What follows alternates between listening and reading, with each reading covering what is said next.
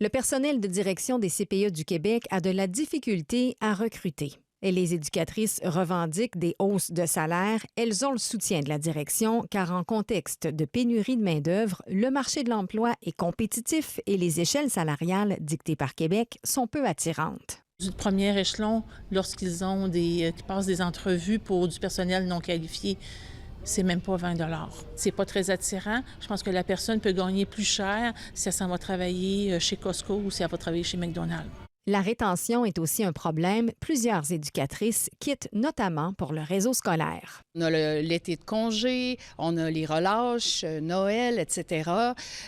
Toutes les conditions sont plus avantageuses et ça, c'est vraiment désolant.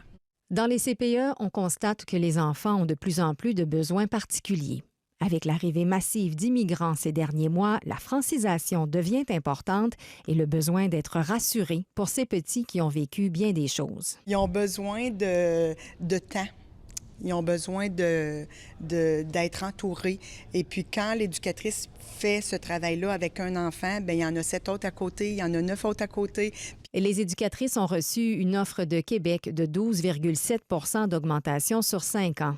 Trop peu dans le contexte économique difficile, selon les gens croisés qui soutiennent leurs revendications et trouvent important leur rôle auprès des petits. Qu'on en ait pour s'occuper de nos enfants, c'est très important. Les bonnes habitudes de vie se prennent en bas âge. Ces filles-là méritent un salaire meilleur, ça c'est sûr. Il faudrait que le gouvernement voit clair, qu'il aille faire un tour, qu'il aille passer une journée là, dans une garderie. Là. Avec des milliers d'enfants sur les listes d'attente, 19 000 places doivent être créées dans les prochains mois, ce qui va rendre encore plus complexe l'effort de recrutement. Ici Barbara Leroux, Radio-Canada, à Trois-Rivières.